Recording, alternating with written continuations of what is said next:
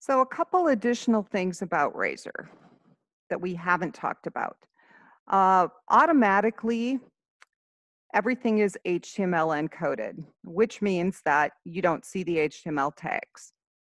If you, for some reason, wanted to display the tags, then you would have to put @html.raw in order to see the tags. So here we've got a string message and it's got HTML in it. Okay, by default, it's going to kind of interpret that and apply H1. HTML.raw tells it display the tags and don't apply them.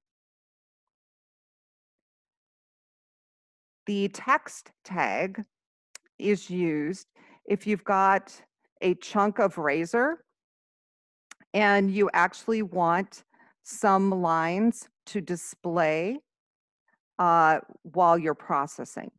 So you want them to kind of display as HTML.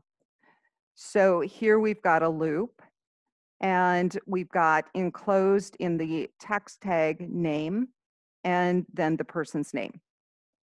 Because these are enclosed in the text tag, this is actually going to display while the loop is processing. And the same for down here. What we have displayed inside text is going to display while the loop is processing. And without that, you're not going to get that kind of display. If you're wondering how to comment out sections of Razor code, it is @**, and then whatever you're commenting out, and then to end the comment, it is *@. So this is kind of like the /*, but we're using the @ instead.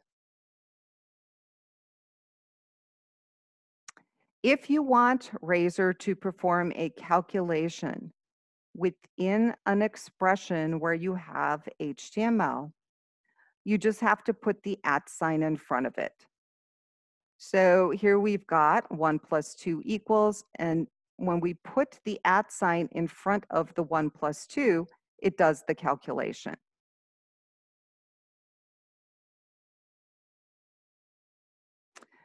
You can also use Razor to call a method, and if you do that, this is the syntax that you need to use. So an @ and in parentheses, HTML.method name, and then you're going to give it the type, the argument type in angle brackets with a left and a right parenthesis. And we have already looked in previous weeks at render section. And basically, when we looked at it before, let me pull something up so I can show you.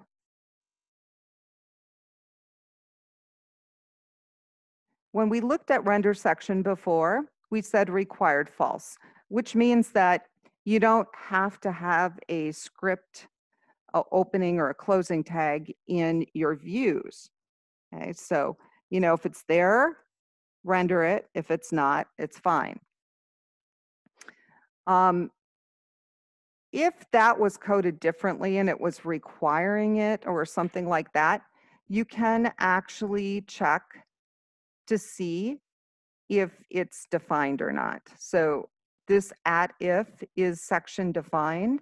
The name of the section is header. Checks to see if it's defined, and then you would render the section. Otherwise, you can actually specify code that you want to display. Okay, so it's a little variation of what is already there. The advantage of using this is that if you have a lot of people working on a project and some people have omitted sections, you can make sure that something displays.